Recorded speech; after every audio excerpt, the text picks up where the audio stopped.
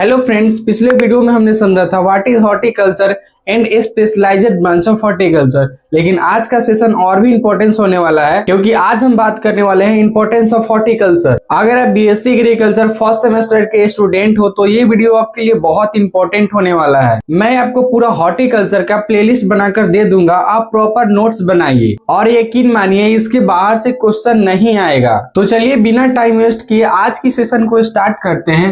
Importance of horticulture. Horticulture आखिर इतना importance क्यों है? तो देखिए, हॉर्टिकल्चर इंपॉर्टेंट इसलिए है क्योंकि ये हमें पैसा, रोजगार और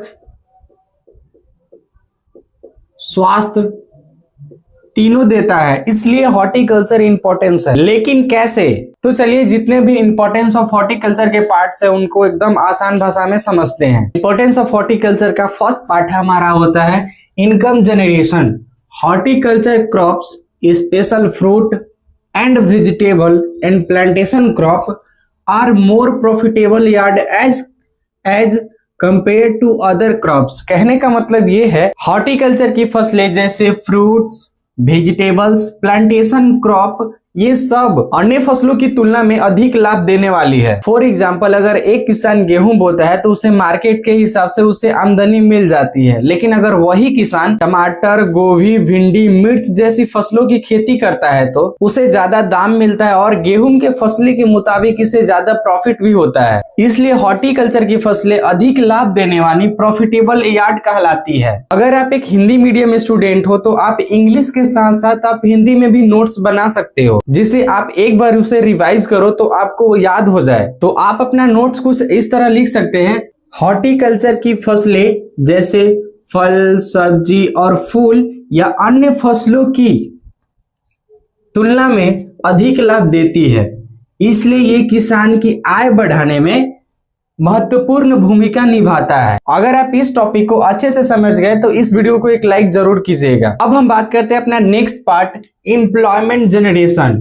horticulture crops are labour intensive. Labour intensive का मतलब है ऐसी फसल जिसमें मशीन से ज्यादा इंसान की मेहनत लगती हो। हॉर्टिकल्चर की फसलें में जैसे फल, सब्जी या फूल जैसे पौधों में ज्यादा देखभाल करना पड़ता है और इसमें हर काम हाथों से करना पड़ता है। फॉर एग्जाम्पल, आप ऐसे समझ लो, गेहूं में क्या होता है, एक बार बोया, फिर कटाई के समय मशीन आई और काम खत्म। लेकिन अगर वही आपने टमाटर बोया है तो रोज देखभाल करना पड़ेगा, कीड़ा लगेगा तो उस पर दवा भी छिड़कना पड़ेगा और उसे समय समय पर तोड़ना भी पड़ेगा, यानी ज्यादा मजदूर भी लगेंगे।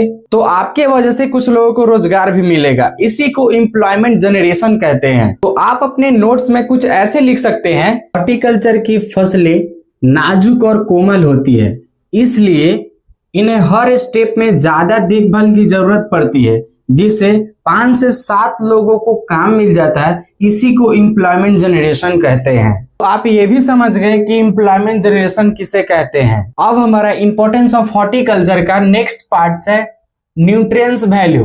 तो देखिए, fruits and vegetables are rich resource of vitamins, minerals, fibre and antioxidant the help in cover coming maintenance and maintain good health.